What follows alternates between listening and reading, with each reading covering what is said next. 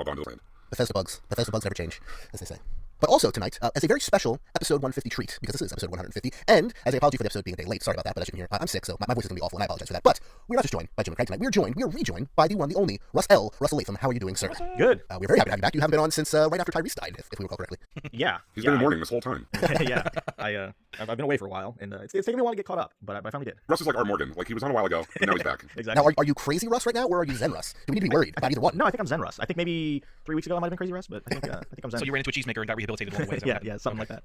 Well, now that you are caught up on the last season or so of The Walking Dead, why don't you take a few minutes and just tell us what your thoughts have been about everything since Tyrese died up till, I guess, the beginning of this week's episode? I picked the wrong week to stop watching. After the Tyrese episode, I mean, that's not really why I stopped, although I kind of got a little fatigued with it. The whole Tyrese episode didn't really sit well with me. I mean, we talked about it at the time, but I never was happy with what they did with that character, and then when they killed him off the way they did, I was just really kind of dissatisfied, and I think the show was kind of aimless. I think it needed some focus. And so when I finally got caught back up, I started with the episode Them, which was episode 10 of season 5. And for an episode where not a whole lot happened, that episode just really, really resonated with me. I don't know what it was. It just all the silence and the moodiness, and you could just kind of tell what the characters were kind of going through, even without them saying much. So I was really, that episode just really, really resonated with me. And I think from that point on, the show just took off like a shot. I think the end of season 5 and so far the beginning of season 6 have been the best the show has ever been. I've really, really been impressed with it. Maybe just because I kind of took a break for a while. I don't know, or maybe it is just that good.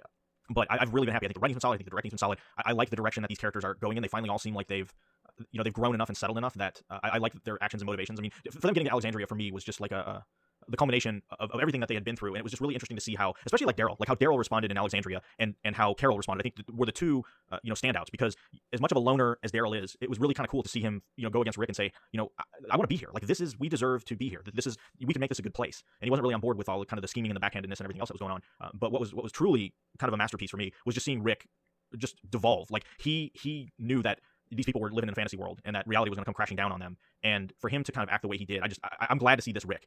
We've seen shades of this Rick before, but not like we have at the end of season 5 and so far in season 6. I mean, this is full on Rick at his best, is what I think. I don't actually know the answer to this question, but have you watched any of Fear the Walking Dead? No, I have not caught up on that yet. I was so focused on wanting to get caught up on The Walking Dead and hopefully get back on the show that I haven't kind of gotten around to Fear the Walking Dead. So that's kind of next on my list. They're all on my DVR, so I just need to focus and get. Now, are you caught up on Fear the Walking Dead, Flight 438, whatever? No, I haven't, I haven't well, seen that was really easy to catch up on. There's about 75 seconds of show so far. All 7 minutes of it? Yeah. There's not even that much, just like 75 seconds. Now, that being said, I will agree with, I forget who said it on our Facebook group, but this week's 15 seconds were the best so far. It's not really saying much, but a few things actually happened, kind of. We're not here to talk about that, though. We're here to talk about season 6, episode 5, which was entitled Now. Just general thoughts, gentlemen. What did you think of this week's episode? The title should have been Rick Grimes Says, I Told You So. Because it just seemed like everything Rick said came to pass, and the Alexandrians are just now coming to grips with that. And it just seemed like that seemed to be like a recurring theme to me as this episode went on. Yeah, I mean, Scott Gimple does this every year. He gives us his fan service action episodes at the beginning, and then we revert to the standard fare of, one group looking for another group, or one person looking for another person. I mean, let's go back. Last year, the season opener was an amazing one in Terminus, just the action, and they just stopped it right there, and we just came to a screeching halt and ended up at the church. Why can't the show keep up a season at this pace? Like, it's been done before, like on 24, where 24 hours are a whole season. Well, this first 3 episodes are really just one whole time frame. Why couldn't they spread this out just a little bit more? But nope, it's like, okay, we're going to give the fans their action for the first 3 episodes. Now it's back to business as usual, Gimple style, and I'll save some more thoughts for the end, but that's what I took away from this one. Yeah, I mean, after last week was kind of a really cool interlude. I mean, it was fine. The whole Glenn, putting the whole Glenn thing aside for the moment. As we talked about last week, very well acted, well written, great episode. Kind of a breather after the breakneck pace of the first 3. And I thought them coming back to the present day storyline, we'd be back at that kind of breakneck pace, but it didn't really feel that way. At least to me, this episode didn't feel like as compelling as the first few episodes of the season. I'm not sure why. I enjoyed it quite a bit. I thought it was a nice breather. The only thing for me is, though, it just seems like they're pushing the Glenn thing out to push the Glenn thing out. I know Jimmy said we got kind of get to it later, but the fact that we've gone 2 episodes now and we still don't quite know what's up with Glenn, it's just like. And they even toy with it with this episode, like with the writing on the wall and taking it off the wall and stuff. Yeah, it's like they're even toying with it there. And I think it's almost a little too on the nose for me. If that's the only criticism I have. But I think it was just an interesting character study. With some of these characters, I think the only thing that was weird is like Carl said he was going to go after Enid, and then the kid goes up to tell Rick, and then unless I fell asleep and didn't realize it in the middle of the day, like they never resolved that. Like Rick didn't.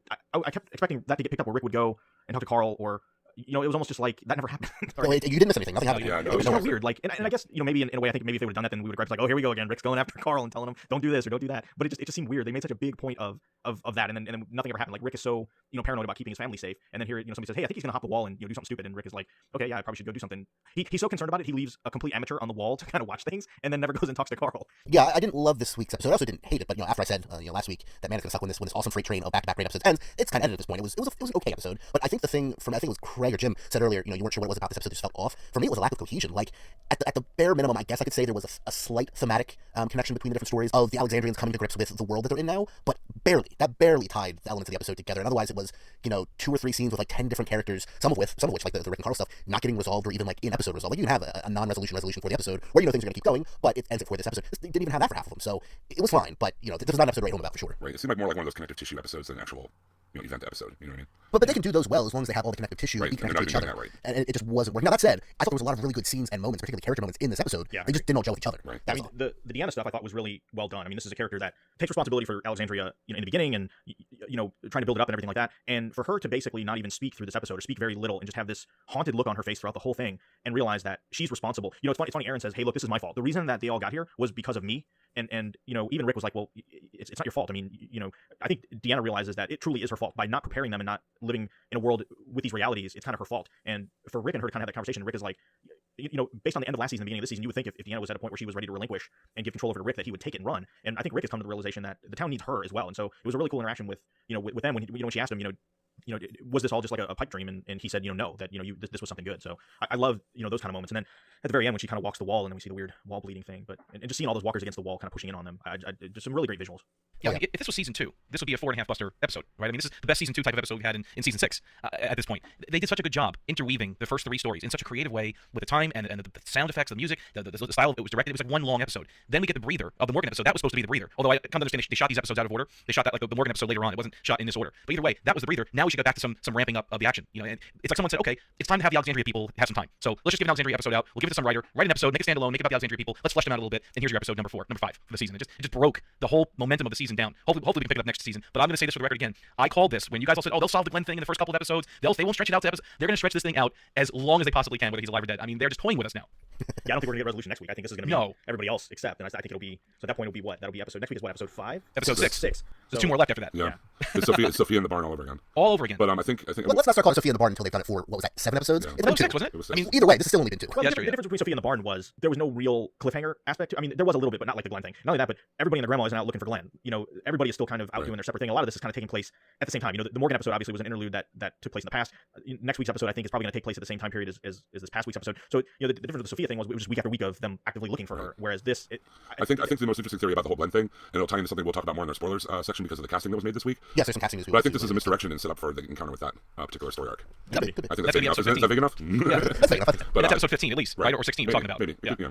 But I think it's just like a misdirection set up for that particular story beat. Now the more I think about it, the more I've watched that episode. But I mean, going back to the real quickly, Russ, you were talking about Deanna. Tova Felciu is like this classically trained Broadway actress. So acting with just her face and her her emotions and her posture and everything is like, I mean, you really need a good actor to get those kind of things across and using very few words, like she does in this. And I agree with you. I thought her performance was great in this. But I also agree with Jordan. It seemed kind of disjointed considering how well the first 3, like Craig said, the first 3 episodes intertwined. This one, by comparison, didn't really fit like that one. It didn't have that kind of stylistic symmetry or structure to it. So let's get into the episode recap proper here. We're talking about season 6, episode 5, titled Now, which aired on November 8th, 2015. It was written by Corey Reed and directed by Avi Duabian, which is a very fun name to say. And like we said, it focuses mostly on our Alexandrian characters, with the exception of Maggie. And a fun fact, not only is this the 50th TV appearance of Maggie, but that scene between Deanna and Rick is more or less taken directly from the comics, issue 78, and that's the 50th appearance of Maggie in the comics. So I don't know if they did that on purpose, but that is kind of fun. wow, interesting. And she had a great episode. I mean, the material she was given was pitiful, but she acted the heck out of it. Yeah. So we start the episode with Deanna, who is standing up on the wall, looking at what I could tell from that placard was that was the first piece of wall set. Am I correct in my reading of that? Yeah, it was Reggie's signature on there, wasn't it? Right, and I think it said number 1, so that would make it the first one put up. And she's there, but you can hear in the background Michonne telling Maggie that Glenn didn't make it back, but they promised to send a signal if he got stuck. So you're hearing that kind of in the background, and then you hear Rick screaming, open the gates, which is the same thing we heard at the end of last week's episode with Morgan at the end of the bookend there. So Rick is sprinting towards Alexandria as walkers are emerging from the woods and surrounding him. Michonne opens the gate for Rick and slams it shut just as the other half of the quarry herd reaches Alexandria. So the terrified Alexandrians gather by the wall as the herd pounds on the other side, and Rick assures everyone that Daryl, Sasha, and Abraham will return with their vehicles and lure the walkers away once they've taken care of the first half of the herd from the quarry that they're still luring away. At least that's our understanding of the situation. We haven't actually seen them in a couple weeks now. So he urges residents to keep noise to a minimum and bright lights to a minimum in the meantime while they wait out this siege. And this was the first of many speeches this episode, by the way. Not just by Rick, but by a lot of people. Right, exactly. The first of many speeches by a lot of people. And then, of course, comes Aaron's mea culpa, which will come next. But it's a lot of speeches, a lot of soliloquies, monologues, just jammed into an episode. And it seemed like, again, Rick has to reiterate to these people how to act and behave because they've not had to deal with this before. And that's how they've lived day to day since this all started. And we get even, I think it kind of really comes to a head later in the episode when Deanna is trying to kill that walker and she just keeps stabbing it, but not in the head. It's like their brains aren't wired to survive the proper way because they just haven't had to. Yeah, they've been playing on easy mode for 2 years. Yeah. Time for the training wheels to come off. So, sensing the Alexandrians' growing frustration, Aaron confesses that the wolves learned about Alexandria after finding photos that he lost with his backpack at the end of last season, and he credits Rick with successfully leading half the herd away from Alexandria, basically saying, look, I know you're mad at Rick, but he's not the problem here. If he hadn't intervened, this would be literally twice as bad. And then Deanna walks away in a daze, where she remains for most of the episode. See, no, I didn't notice in that episode when the wolves attacked that he found those photos that he showed Rick and everyone in the wolves' backpack. I just realized that I just thought he had found them, on his own, like from his own stuff. It wasn't until this episode they clicked, oh, that was in the backpack of the wolves who came and attacked. Well, and that may have been his backpack that the wolves were using. I can't recall the exact backpack, but that was Aaron's backpack. He recognized his own backpack underneath the body or something of one of the dead wolves, Oh, okay, I must and that's have what missed caught his eye. Yeah, that was his pouch, and then of course the photos were still in there.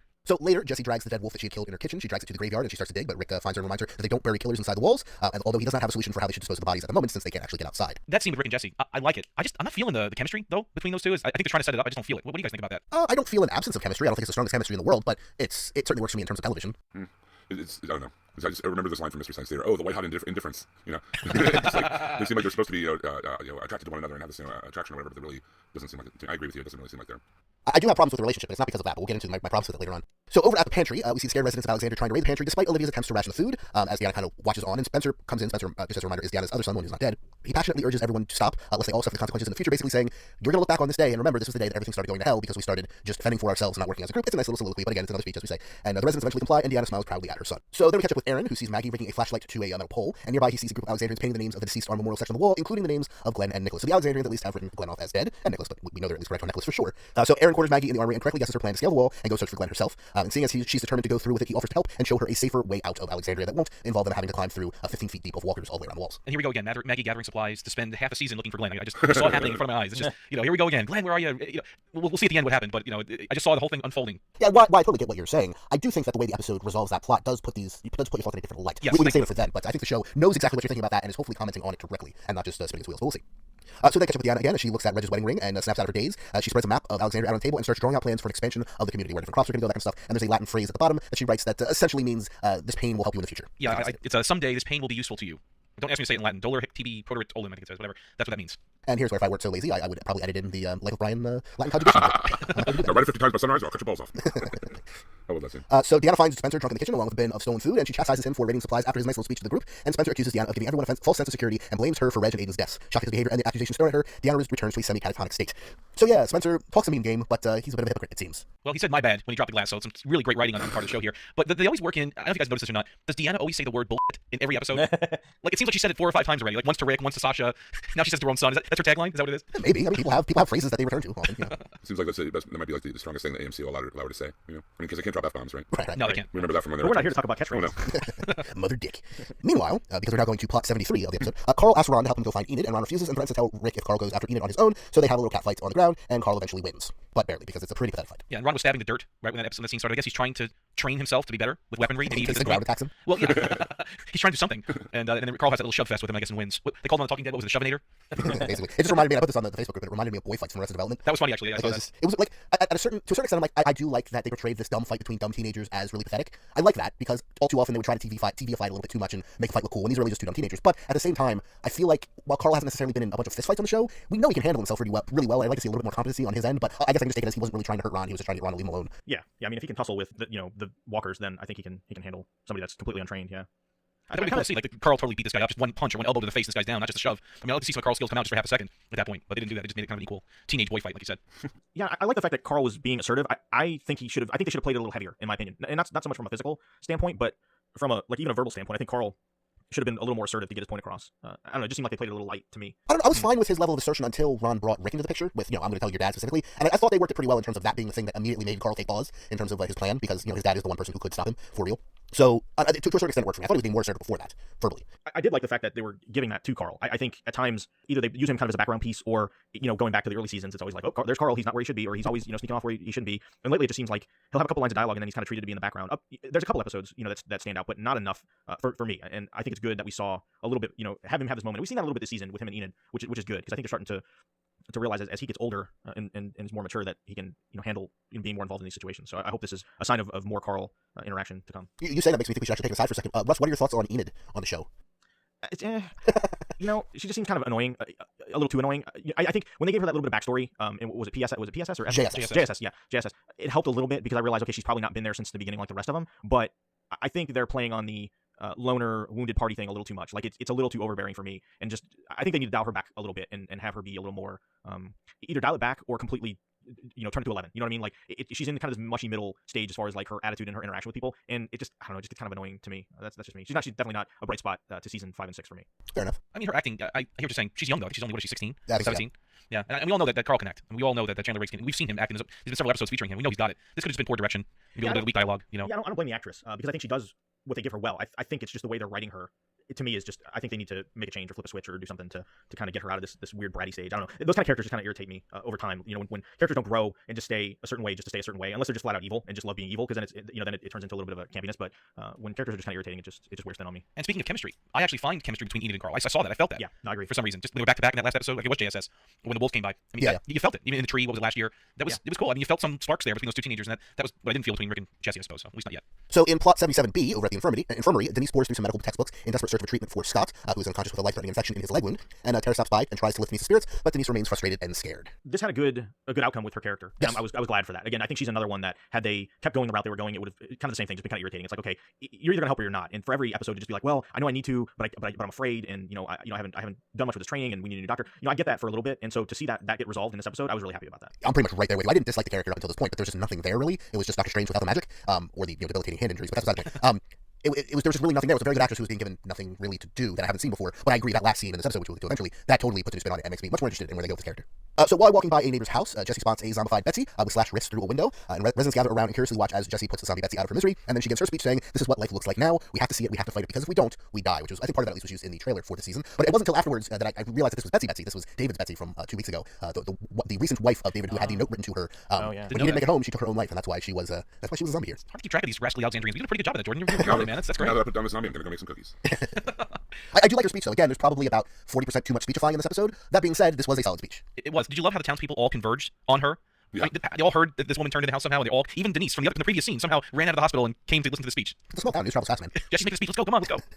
Meanwhile, Aaron shows Maggie a sewage grate and says the sewer leads underneath the wall and will put them out just outside of the zombies so they won't have to fight through them. And despite Maggie's protest, he insists on joining her. Underground, Aaron expresses his guilt over leading the wolf to Alexandria in the first place again.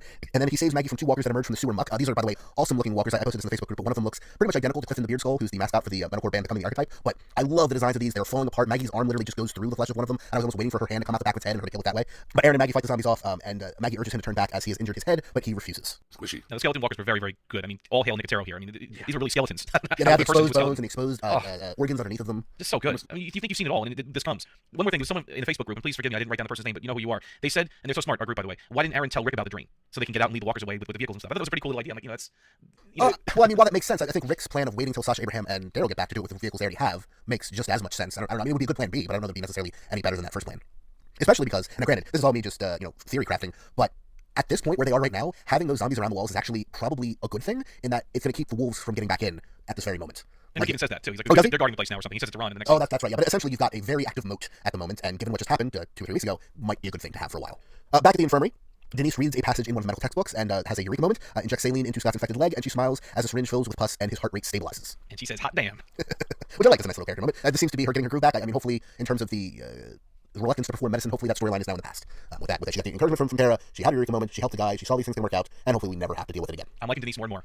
Yeah, I mean, I get hesitancy. I get, the fact that her lack of experience is going to play into her ability to save people, but and that's fine because that can build tension and that can be used effectively. But yeah, like I said before, I'm just glad they're beyond, her. Hopefully they're beyond, the insanity, this whole week after week of wishy-washy. Well, it's one of those things where if she were an A-tier character on the show, or maybe not even necessarily the show, but just a television show, okay, that's a compelling storyline. That could be an entire season of a doctor trying to get over their anxiety, and, if they're a main character, if they're a C or D or E tier level character like Denise is at this moment, and that's not a knock against her or the actress, it's just what it is, having to come back to it for 3 minutes an episode week after week just gets super, super old, and it's one of those things where the rule of decreasing returns, I know I'm using the wrong phrase, but the further you are away from the main cast, the less and less those small character moments matter if you keep returning to them. It'd be like it's sort of like Father Gabriel with his insecurities. If he was a main character, and they did a way better job with him, quite frankly, but if he was a main character and that was a main plot, it might work. But as 2 or 3 minutes per episode every week, horribly written and horribly acted, it just ain't working. Yeah, it just seems like that becomes the character's one note, and that's all you find out about them. And it just makes the character seem more one-dimensional. It's like, oh, okay, she's having anxiety about doing a medical procedure again.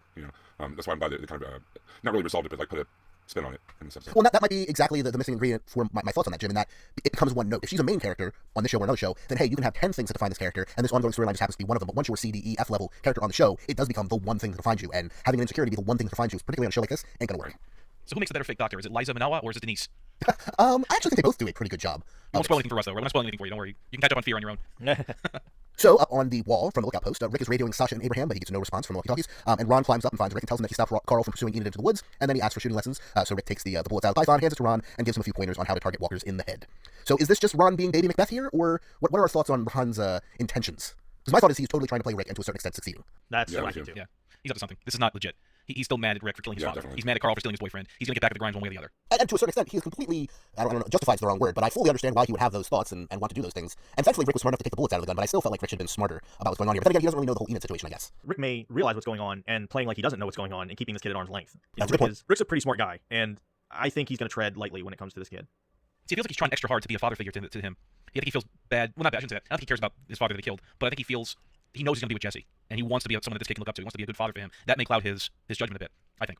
That's true. Yeah, I can see that as well. If there was anything, that would be it. We then catch up with Denise. She walks up to Tara on the porch and kisses her and confesses that she is scared for the community. Tara smiles and insists this isn't the end of the world. But hey, it looks like Tara has a girlfriend now, so I'm super happy about that. And this is the moment that we were talking about earlier, where this kind of makes me all the more interested now in Denise's character. Because not to go into the comics, but this is very different than where the books went. Tara's not even a character in the books. But it makes me all the more interested in Denise and where this could go, and gives her, hey, a new dimension. She's now not just defined by being anxious, but she's defined by the people she loves as well, which is something that all these characters help with. It kind of puts in perspective in the last week's episode, too. Not last week's, the previous one, the third episode, where they're in the hospital. And there's a lot of scenes with Tara and Denise, and now And people kept thinking it was Eugene they were going to pair her up with. Yeah, maybe it was the second one. I don't know. It's all seemed like one episode. But yeah, we thought she was going to be Eugene's girlfriend for a while, and then it kind of turned. But I like it. It was a tender moment between the two of them. I think Alana Masterson's a really better actress than anyone gives her credit for, too. She really played it very cool, and I like where this is going. Again, for some reason, even though it's, I see sparks for those two. That was really good. Good scene. Is it me too? Is it becoming obvious that Alana Masterson in real life is pregnant? I just thought it was kind of funny. She's got that black. Is she? Because I thought that for a second, but Oh, I didn't know that she was pregnant in real life. Yeah, and I remember them saying like they weren't. I didn't think she was pregnant as of them shooting this, but it seems like she's wearing that black zip-up hoodie thing. She's got her hands in her pockets in the front. It's almost like they're they're trying to cover it up. And honestly, I think that's a better deal than always either shooting from the waist up or constantly shooting behind like a counter or holding a book Or a giant teddy bear like they did once on the Cosby Show. Yeah. So they also said that it wouldn't affect the show. Like basically, it wasn't a situation where they're going to suddenly write her being pregnant into the show like they do with some shows when the actresses become pregnant, it becomes a plot point. And you really can't do that with Tara's character. So Yeah, I mean, I guess they could, but well, they could, but you'd have to really write around that. I mean, there's not exactly a feature fertilization in the post-apocalypse. But yeah, anyway, so it's just something I noticed. I mean, it wasn't a big deal, but I'm just curious as the season goes on if we're going to see it be a little more prevalent. They did the same thing last season with Sonequa Martin Green, who plays Sasha. She was also pregnant, and they gave her that green jacket, that was shirt that was Bob's. Right. It covered her up pretty good. You really couldn't tell. So Maggie and Aaron reach the end of the sewage tunnel only to find it blocked with walkers outside, and Maggie says they can't keep going, tearfully admitting that she's pregnant, which I think pretty much everybody is told by this point, and she says, I don't know if he's alive, I don't get to know what will happen, and she and Aaron hug. But basically, my memory of the scene is her saying, I've been down this road before, last season, you may recall, and I don't need to go down that road again. Maybe he's alive, maybe he's dead, he will either come back or he won't, but I can't just, turn into this machine that only cares about finding him. I have to continue on for this community, for this kid, for myself, and we can't go down that same road again. Kind of meta, kind of a character moment, but either way, I thought it worked. I just I chuckled to myself a little bit watching that part after what we've seen in the past few seasons, with her chasing after Glenn and trying to find Glenn on the road to Terminus and everything else. But yeah, it did work within the context of the scene. I mean, you keep saying that this episode's kind of disjointed, but it does have some nice character moments in it, and I thought this was one of them. Oh yeah, absolutely. She even alludes to the fact that she doesn't know why this keeps happening to her, and she's lost her father, she's lost her mother, she's lost her sister. All that stuff is just as she kind of gets to the point where she's healing and recovering from one loss, it's like boom, she has another one, and so now, so that's kind of looming over her head. But yeah, I really thought it was cool when she said, look, I owed it to myself to make a good faith effort and to do what I needed to do to try and find him, even if I put myself in some danger. But once it gets to the point where the danger is overwhelming, I have a kid to think about. I can't just think about me. Like if it was just, if she wasn't pregnant, it would be like, well, I have nothing else to live for. I mean, if this person, this man that I love is, if there's a chance he's out there and still alive after losing everyone else in my life, then, that's what I'm going to do. So I thought it was a cool moment. I really like the fact that they pulled it back. I think it would have been unrealistic, talking about realism in a zombie show, but for her to go out there against insane odds, I thought it was kind of cool that they wrote her to pull it back and say, okay, look, this is too far. Like, if I could make it out and I can take care of myself, and if the coast was mostly clear, that'd be fine. But these odds are just way too overwhelming, and I can't do this. So I thought it was kind of cool, because I really thought they were going to she was going to go out anyway and keep pushing and pushing and pushing. So to me, I thought that was a nice surprise to actually flip it around and pull that back. Yeah, it definitely elevated the whole episode in my eyes that they didn't go out looking for Glenn, and she again acted the hell out of that scene. Really did a great job right there. That few lines that she had. I guess Lauren Cohan hanging out with some really good actors over the last 4 years has paid off, because she's gotten a lot better. Her accent is stronger than it was. It used to be her British accent used to come out every now and again. She's getting better. I like her more and more now, and that was a really good scene from her. Really, really good. Back at Jesse's house, Jesse tries to convince Sam to come downstairs by bribing him with cookies, but he stays on the second floor, afraid to return to the area where Jesse murdered the wolf. I saw a lot of people complain about the scene. I kind of really liked it. Again, it's one of those things where with this episode, I like a lot of the scenes, but I don't know they work together. I think this scene would have worked much better in a different episode, somewhere with better context. But I did like the discussion of downstairs things have changed, upstairs things are still the same, and I don't want to come downstairs. And that's this quiet, like, mother-son moment. I thought it really worked. It just felt really weird in this episode. He wants Carol's cookies. Let's just be honest. He doesn't want Jesse's cookies. He wants Carol's cookies. Where was Carol, by the way, this episode? Is she hiding somewhere? Scraping the W off her forehead? Where'd she go? Sharpening her knives, oiling her weaponry. Making casseroles. That's what Carol does. Making Carol casserole is awesome. I would say she is conspicuously absent, and maybe that means we might have a Carol-centric episode in this first half of the season. Because at this point, at this point, everything's happening over the course of like 24 hours. We literally might not get outside of this 24-hour window in the first half of the season. So maybe we get an all Carol episode showing what she did on the second half of the day. Carol was inside that dumpster. She saved Glenn, and they rode it out of there in victory. That'd be perfect. You just see the thing fly open and her come out in her Rambo gear and just take out all the walkers. That would be perfect. How awesome would it be if she shows up in like 4 episodes, having not shown up, and she just shows up and tells them that she followed the wolves, killed all of them, and they're no longer a threat? Like, just completely off screen, she took it upon herself to take care of that Don't problem. worry about them. She one hand fires an M60 into. Yes. A lot of them screaming. Ah! You know, it's funny. We talked about this episode feeling a little disjointed and disparate. It almost seems like this was a bunch of second unit shooting that they pushed together. Right. Yeah. You know, that's the kind of the closest analogy I guess I could think of. It's almost like this is just like send out the second units and do coverage for a bunch of stuff, and then and then they piece it together. I would even build off of that and say it feels like the C or D plot from 7 different episodes, and they just cut them out of those 7 different episodes and edited them into one episode. Yeah. So, but yeah, basically the same idea. You know, it's again not really bad stuff in the segments; they just don't fit well together. So what is it? We can't have our cake and eat it too. We can't have great interwoven action episodes with character development at the same time. It's like you have to just have one or the other. You can't do both at the same time. Is that Well, what I'm fine with there not being a bunch of action in it. I just need the dramatic character stuff to all congeal together. It doesn't need to have explosions in it; just congeal. That's all. Yeah, we talked about this a long time ago, and it's something that I appreciate with the show when they do it is they kind of vacillate between episodes like this where we get a little taste of everybody, and then episodes where we get a whole episode on a limited number of characters, which it kind of stagnates the plot moving forward. But I feel like we get our fill, right? So I mean, they could have easily, spread out the Morgan stuff and we got a little bit each episode, but it just seemed like it would have been draggy. So instead what they did was, okay, we're going to stop the progress of the show and we're going to stick this in here. And we've seen that a few times in the show, and it sounds like, again, we're going to get that next week, because I couldn't imagine in this episode if they had to cut into what was going on with Daryl and Sasha and Abraham. I mean, like, it would have just been, just way too much.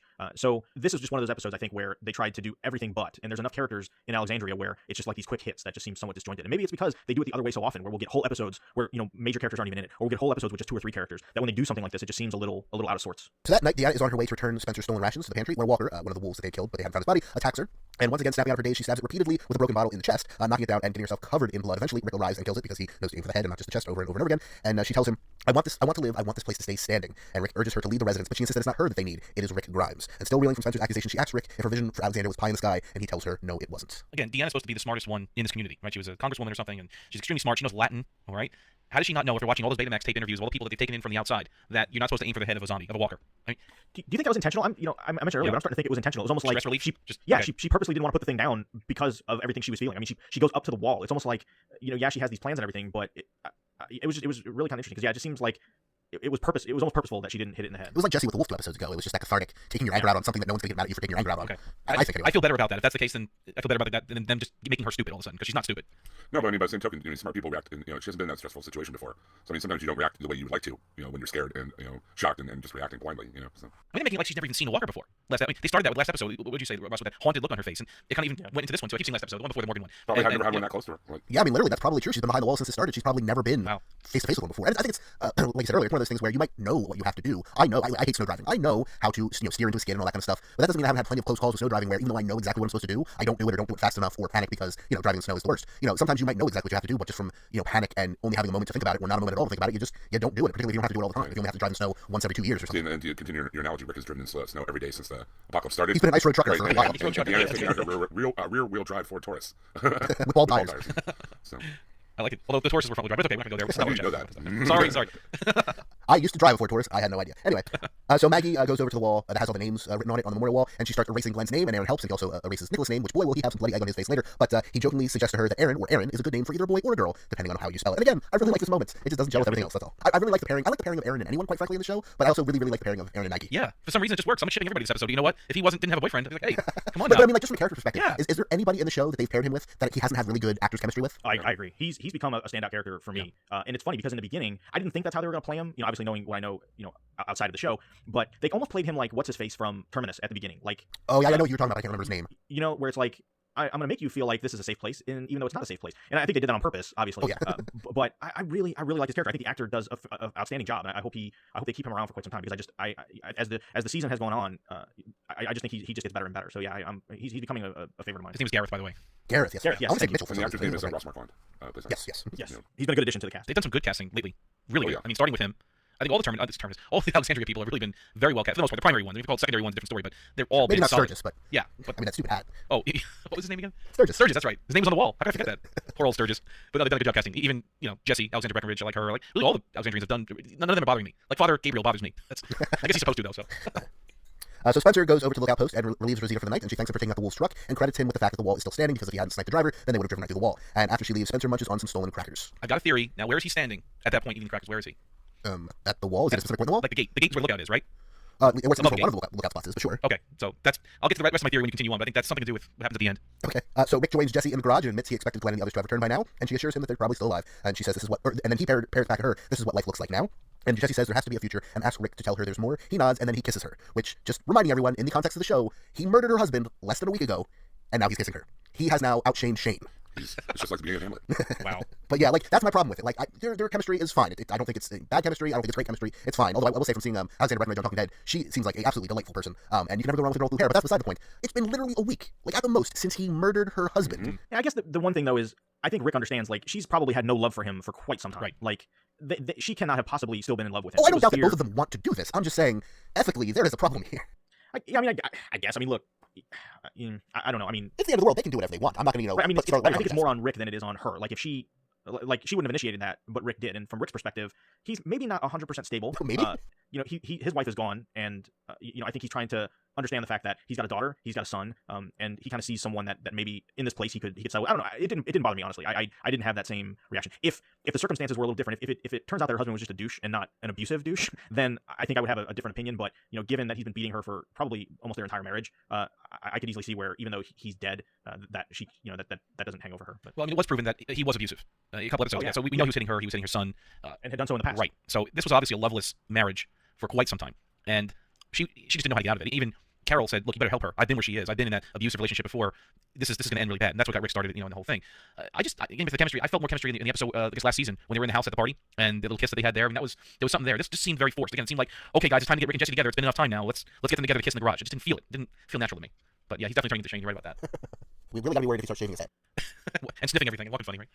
Yeah, I'll fire his pants. That's right. That's what it was. For our final scene of the episode, we catch up with Deanna again. She walks up to the gate with renewed determination. She watches the walkers banging at the fence, and she knocks back. And as she walks away, we see a trickle of blood leaking through a hole in the wall, which could be a little thing or could be more metaphorical. But either way, I thought it was a nice little last image for the episode. It helped kind of add everything together in terms of, or tie everything together in terms of the tone of this, being the leak in the dam that's, just kind of everything bursting forth and then barely being able to hold things together. Well, my theory was, I watched the episode a couple of times. It looked more like, and you guys please correct me, maybe my TV's a little off, but it looked more like a drip than a leak. It looked like it was coming from above. Like if blood was dripping from above down onto something, maybe something happened to Spencer for Hire on that shelf up there, Spencer for Hire. on that ledge. Maybe. I don't think so. I think it was coming from a hole in the wall. Okay. It seemed to be originating from one place. I mean, I didn't see any splashes landing on the top of that origination to imply that it was coming from up above, but it was very darkly lit. So It was, my TV's a little bit older. Maybe it was darkly lit. I couldn't really see, but it looked like it was dripping downwards, not forcing through. And I'm like, Spencer was right there. Maybe he did something to himself, or he got hurt, or somebody stabbed him, or sliced him, or something. Who knows? yeah, I doubt it, but we'll see. Who knows? You could be calling it in a week or two. And that's pretty much it for this week's episode. So, what did you guys think in terms of busters? Of course, 1 being the lowest, 5 being the highest. Alphabetically, Craig, you would be first this week since Aaron's not here. So, what do you think? It would have been a 2.5. However, since they didn't go out looking for Glenn for half the season, they stopped at that great in the sewer. It brings all the way up to a 3.0 busters for me. As I said before, it was the best season 2 episode we've seen this season. We had the speeches, the funny looks on the women's faces. All that was missing was the barn and the windmill. But I mean, I'll take this episode over walking on the train tracks endlessly any day, or hanging with the losers at Grady Memorial Hospital. I mean, it definitely is better than we've seen in the past. If this is the worst that this season gets, I'll take it. But again, as I said, it's almost like some producers said, okay, we spent enough time with the main ensemble. Let's have an Alexandria-focused episode. They farmed it out to their weakest writer, their weakest director, and here we go. Here's episode number 5. But I'll give it a 3.0, again, because I didn't go looking for Glenn. I give it a 3 out of 5. It was just kind of like Russell said, it seemed like a lot of second unit stuff, a lot of connective tissue that kind of threw together into an episode. I mean, as you mentioned, Jordan, there were good scenes, were well acted, well written scenes, but as a whole, it didn't really seem like a cohesive piece. So I give it a 3. I'll give it 3.5. It had its problems, but I think it had some really strong moments that outshined the negatives. Mainly the Rick stuff, the Deanna stuff. That to me was good stuff. And then I think the Maggie Aaron is what really put it over the top. So yeah, I was fairly happy with it. Like I said, I've kind of been on a high for the end of season 5 and season 6. So a little bit of a speed bump, but again, it's I think it's been so strong this year that's okay. I'll also give it a 3.5. And like I said earlier, it was a good episode. It was a fine episode. There's really, really good things inside of it. It just didn't congeal into a whole. But I will echo back what Craig said earlier because I thought it was a good point. If this is the worst the season gets, that's awesome because this season has been really, really strong so far, and hopefully it can head back in that direction of being really, really awesome. And if this is the lowest it gets, well, we have seen far, far worse on the show over the years. So yeah, 3.5. But before we get into what our listeners thought of this week's episode, Jim, what can you tell us about our wonderful sponsor? Ladies and gentlemen, for as long as our podcast has been around, pretty much we've had this great sponsor, DCBService.com, and their sister/brother site, InStockTrades.com. If you like graphic novels, if you like the comics, or even if you don't read graphic novels and comics, but you like geeky stuff, like say you want a really, really cool Michonne hoodie, or you want to get some of these really awesome McFarlane Walking Dead dioramas, I really don't want to call them toys because they're like really detailed and cool. I'm looking at my Daryl Orange Chopper on my desk right now. Any of those kind of things. Or if someone, holidays are coming up, someone is into The Walking Dead, or you want to get them into The Walking Dead, or someone is into the show and they've been talking about getting into the comics. The Walking Dead Compendium is the way to go there because you get, I think it's 48 issues. It's a big book. In each book. It's a nice big book. I leave mine in the restroom, so I can just kind of refer to them as need be. But any of these things that I've mentioned, you can get at InStockTrades.com and DCBService.com at a substantial discount, lower than you can get at a comic store more often than not. Sometimes lower than you get on Amazon. It's always a great time to look on their site for sales. They have bundles. They have all kinds of sales all the time. Again, not just comics and graphic novels. If you only watch the show and you don't read the comics, that's totally cool. They have all the ancillary stuff. Like I said, they have toys. They have clothing. They have T-shirts. They have mugs. If you want to if you want to find, get that awesome diorama of the governor's, gallery of heads, I mean, they have it all there. Everything that's in the previous catalog, which is a giant compendium tome of pop culture goodness that comes out every month. Anything that's in there, you can get at in-stock trades and DCBService.com at a substantial discount. Plus, the customer service is awesome. Any problems can be easily taken care of by their courteous and thoughtful staff, and they've been a wonderful sponsor for us for a long time. I cannot endorse them highly enough. DCBService.com. Yeah, and at the time of this recording, I'm on it right now. DC and Marvel hardcover and trade papers are 50% off. Nice. You're not getting that anywhere. That's like a con price. I mean, and again, the holidays are coming up, guys. It's time to start grabbing stuff for your loved ones, and if they're bitten by the zombie bug as much as you are, if you're listening to this podcast and enjoying the TV show, then there are a lot of things there at your disposal to get your Christmas wishes taken care of for sure. Those compendiums make great holiday gifts, Absolutely. and they're $32.99 each for 48 issues. There's 3 volumes that are out now. That's less than 99 cents an issue. So even on Comixology, when they have a Comixology sale, you could buy the physical big book that you could use in case of the zombie apocalypse breaks out. You can whack a zombie over the head and kill it with the compendium of The Walking Dead. So, and I really got to say, I mean, I've always read the Walking Dead in trade or in compendium form. It just seems to flow better that way for me. If you're just getting into the comics and you're like, where do I start? Where do I begin? That compendium, obviously, it's a big bite to chew off, but maybe just get the first trade, or whatever. Like I said, but you're always going to find a better price for it and better service at DCBService.com. I prefer the trades in my reading room, Jim, not the compendium, but that's just my choice. Yeah. That's cool. So, Jim, why don't you tell us what our listeners on the Walking Dead TV podcast Facebook group thought of this week's episode? Sure. Well, everybody, we have a wonderful Facebook group called oddly enough, it's called the Walking Dead TV Podcast Facebook group because you're listening to the Walking Dead TV Podcast. We haven't figured that out by now. And we had 10 new members this week. We're up to 682, so we're almost at 700. Maybe we should give out a prize for 700. Have one of our interns get on that. But every week it's a great group to join. Also, Aaron, who's sometimes here, posts his reviews there, and you can read his reviews of every episode of The Walking Dead from the link there. You can get the past episodes, you can get fun memes, discussions, all kinds of good stuff. It's a real fun group. It's not full of trolls at all. Definitely come and join. But every week we ask our listeners to chime in on what they think and give their busters on the current episode of The Walking Dead. And this week, of course, was no exception. We start off with Lucas King, my good friend, the Crippled Avenger. Nowhere near caught up, but I just have to say, Bustin' makes me feel good. Ghostbusters reference there, huh? Hey man, it's Busters, right? Yeah. he's a new PS4 owner, so congrats to Lucas. I'm about to, man. Fallout 4 just came out. I must own it. Shaylin Benson Vega gives 2.5 Busters. Boring episode. Sam has a penis haircut and won't walk down 10 stairs for some cookies. Lay off, Nathan Dodson. Lay off, man. Ouch. Judith Matthews chimed in on that one. I didn't think sexual organ haircut. I just thought his mom was a stylist. That's a crappy haircut. Pamela Burton, 3 out of 5 sewer walkers. I don't like Jesse, and I don't care for the Jesse Rick relationship. I like the stuff with Aaron and Maggie, and glad we found out for sure that she's pregnant. Brent Jones, 2.5 Z's out of 5. I know. I'll tell us how you really feel, man. I know they have to have an episode that sets the table for the next few episodes, but do we need to see for the umpteenth time how inept the Alexandrians are? It seems like they could have condensed this part of the story into half an episode and progressed the story with the other half. Susan Monk, 3 out of 5 for 2 out of 3 major questions answered, plus a couple of Alexandrians seeing the light. Everard Santa Marina. Now we see why they inserted the Morgan rebirth story last week because this episode sucked. Wow. Lay on the line, buddy. This is the worst episode since the Sophia Search era. Where to start? The scene with Ron Carl has to be one of the worst ever, and Ron ended up sympathetic somehow. Do we know what the new doctor did to solve the infection? Deanna was on again off again, inspired them plumb crazy. Yeah, bang on the fence, why don't you? Spencer, my favorite for falling off the wall into the horde. Aaron and Maggie, is she going? No, you first. Go. One super rabbit zombie that seemed like forever to kill out of 5. Wow. Belinda, yeah, I know that's pretty harsh. I've heard. Belinda Ake, I much preferred this week to last week's 3 out of 5 slap fighting teens. David B. the third, leaving the wolf pack by giving 4.25 Megalins out of 5. Megalens? I'm some shipping contraction, I think. Cleaned up the post-wolf attack loose ends and determination of the remaining semi-sane team. Although I thought the Morgan episode could have been a straight hour, it's the character story that matters in case you're watching the show live. When everything else I watch is usually 2 or 3 days after it airs. Did we see Glenn in the preview for next week? No, we did not, unfortunately. Carl Hooker, I'll give it a 3.5 cold snickerdoodles out of 5. Definitely a transition episode. No Carol, Daryl, or Morgan. Jesse's growing on me, which means she'll probably be dead soon. Also, did Alexandria question Rick at the beginning of the episode? That's like writing your own death ticket. She said, this is a graveyard. That's exactly what happened to the one guy in the other episode, too. He questioned Rick and was dead within 5 minutes. I noticed that, too. Mike Jones, 3 Sophias out of 5. Might as well be in season 2 with all this Glenn nonsense. I kept waiting for a moment of greatness, but I was left with average. I thought at times like a bunch of random scenes pieced together. Mandy Dean, 3 Aaron or Aaron out of 5. I don't like the love crap. And Deanna seriously doesn't realize you have to get them in the head. To which Judith Matthews replied she was too damn short. Man, her son is tall and a babe. Judith Matthews goes on, 3 stolen crackers out of 5. Did like the Branchy sewer walkers. Hate Jesse and Rick. When someone asked, do you want my teen daughter finished? Build a snowman. I don't understand that. Yeah. Not an overly exciting episode. Hope new doc has protocols for getting rid of syringe plus goo. Black. Trisha's Terry Collins, 2.75 busters. Busting up the season's track record of good episodes. It's seen that everyone took turns making these little meaningful speeches. And please explain how Rick escaped the RV. His hand is fine, and is well aware of the missing character's face except Glenn. Did I blink and miss something? No, ma'am, you did not. Well, I mean, his hand was still injured. We saw him. He was bleeding when he came up. I think it But we was still don't know how so he got out. That was a pretty sticky situation with the RV. Yeah, that was I feel like he just ran. Like he just ran and avoided the zombies and didn't fight them and ran for a mile back. I mean, I don't know that I needed any more explanation than that, quite frankly. It's not, but I mean, they really set it up like he was goner. I mean, that was a pretty serious they little set it up cliffhanger like- there. They didn't address it. I thought, if they're going to set up like a cliffhanger, at least pay it off. Yeah. Matt Silver, 3 soliloquies out of 5. I guess it was all right. I like that we got some loose ends attended to, but this will forever be known as the dialogue episode, in which all the smaller characters get to earn their paychecks. Sharon Morse given a 3.8 transition episodes out of 5. Not a bad episode, just not great either. I wanted to tell Rick to shut up in the beginning, especially after he was saying for everyone to be quiet and turn the lights off. Why make a speech right outside the gate so all the walkers will hear me? We kind of heard that speech before too, Rick. We get it. Mary Chuck Pecky, I'll give it 3 traditional busters out of 5. After the great start, I expected to let down at some point, and this definitely was it. I cared more about Tabitha the Goat than most of the community people. Everybody did. Oh, Tabitha, we hardly knew ye. Robert Nagro, 2 intern scripted episodes out of 5. Ho hum. Tanya Royston, we give it a 3.5. Can we lock down the Patreon armory, please? Out of 5. Good point, Tanya. Wasn't one of my favorites of the season, but feel there was some stuff that'll hopefully pay off later. Michelle Mayhew, Witchy, I say 3 Chess Comedy Phillips out of 5. I think my perception will be tainted so long as I continue to manipulate the audience. I don't mind cliffhangers, but this cat and mouse game is just cheap. It's cheapening everything else for me. Ian Timms, 3 out of 5. Not another boring speech. I really don't care for these Alexandrians. I guess they need a slower episode. I hope this isn't typical Walking Dead. Paul McAckern, 3 out of 5. Lackluster filler with no Glenn resolution. Also, maybe Rick should be more diligent about that pesky missing Walker lurching around Alexandria. What was the strategy? Wait until the Walker attacks someone? Because if that was his thinking, it totally worked. Rob Cook, 3 Walkers oozing through the wall out of 5. This was the inevitable transition episode. Good to see Major Dawson staying loyal to Carol's cookies. That's right, Rob. Good call. That's right. Once you've had Carol's cookies, you don't want any other cookie. Richard Chopper Cherry Charrington, 2.5. At least Alexander Breckenridge was on Talking Dead after, out of 5. That made the episode worth watching to see her after. For me, this was the weakest episode of the series so far. Wow. That's what he's saying. Well, their series is a season, right? He's in England, so I guess he means this is the season, yeah. Way to give someone the benefit of the doubt, Craig. Sarah Ann Howard, wow, what happened? After the great episode last week, this week seems still in a week. We really didn't learn much other than Maggie's preggers, which was already suspected, and the Tara and the Doc make a cute potential couple. Overall, though, I was highly disappointed. Poor writing, bad basing, 2 out of 5. Hope next week is better. Luke Smith, something about this episode just seemed off. Writing, direction, something. I agree with you, Luke. Pretty sure it was craft services. Maybe. If you don't get a good meal, you can't do a good job. KJ Bonhomme, 4 dramatic speeches out of 5. Plenty of surprises and interesting character development while ramping up tensions and stakes for future episodes. Way better than last week's News Fest. Wow. So we have opinions all over the board on this episode. If you would like to join in with your opinion on the episodes of Walking Dead as they happen, and again, join a really fun community with, like I said, a lot of good news, a lot of good discussion, some fun memes. It's a good group to be in. It's the Walking Dead TV podcast group on the Facebooks. You may have heard of it on the internet near you. Well, there's one other person who had thoughts on this episode that we have not supplied yet, and that, of course, is Aaron North, who, even though he couldn't make it tonight, he sent in his thoughts.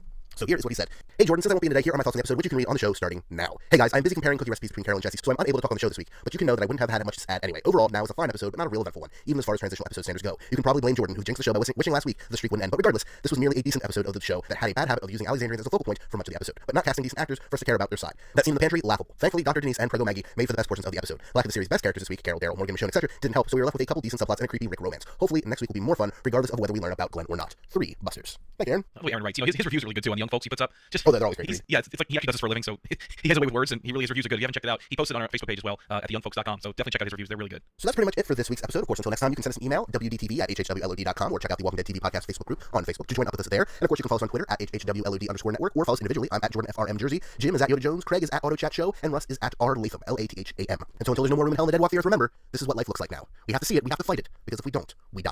Have a good week, everybody. Nice speech, Jordan. That was a real speechifying after that episode. And next week on The Walking Dead, of course, if you don't want to know anything about next week's episode, you can cut out now. We're going to talk about next week's episode and the casting news as well. But if you don't mind knowing just a little bit about next week's episode, and I do mean a little bit about next week's episode, stick around. Next week on The Walking Dead, Season 6, Episode 6, the episode is entitled Always Accountable. And the exceedingly brief summary we have from AMC.com is Getting Back Alexandria Proves Hard. And this seems to be a Daryl, Sasha, and Abraham focused episode, which should be a lot of fun, because it's always good to see those 3.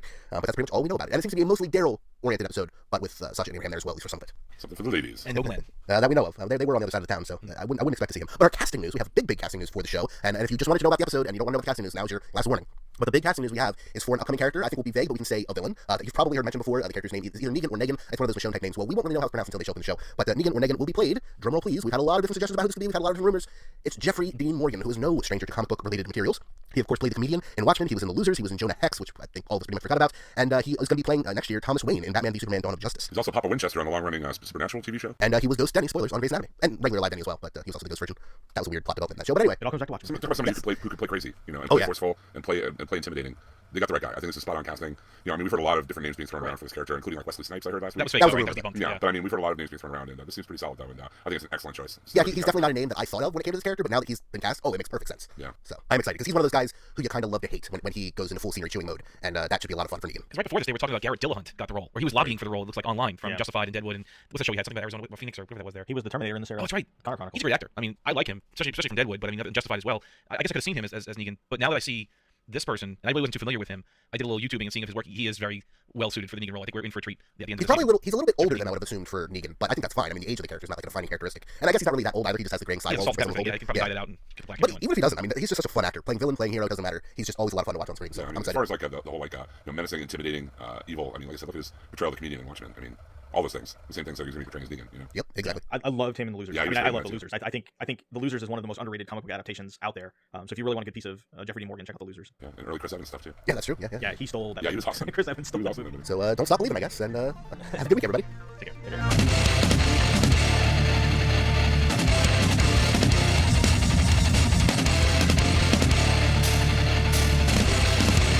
So did you guys see the big beta news today? Yeah, posted it. I totally Was that you posted it. posted it on Yeah, Facebook? of That was course. so funny. I've become like the VHS and beta collector in the past couple of years, just because I find like weird, crazy stuff that's only on VHS. I kind of got inspired by that Wheel of the Worst. So like when I go to flea markets now, I just try to find like weirdest looking movies or whatever. I find a lot of cool stuff. Did you see Max Landis is flying up to Milwaukee to do something with them? No. Yeah, they invited him over Twitter after they had some argument with him, and he was like, "Sure, I'll do it." So he tweeted today he flew to Milwaukee. So hopefully he'll be on Best of the Worst or Wheel of the Worst or something. They're both awesome stuff. I heard Max Landis is actually writing a Superman comic. He is. Yeah, isn't he doing like his version of Superman Lives? Or No, it's nothing from Superman. Not It's like, oh, man, it's what's different the parts of his life. He's doing like 7 different stories from different parts of Superman's life. He did a little YouTube rant about what it was about, kind of promote it and plug it. It's in previews this month. I can't remember the name of it either. name? Superman Superman something. not human or not what the hell?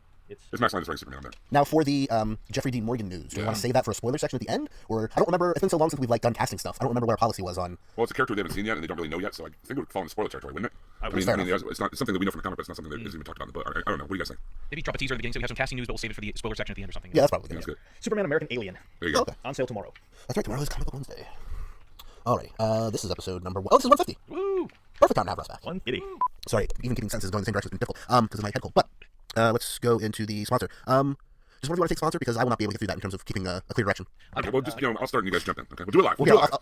I'll Okay, throw it over.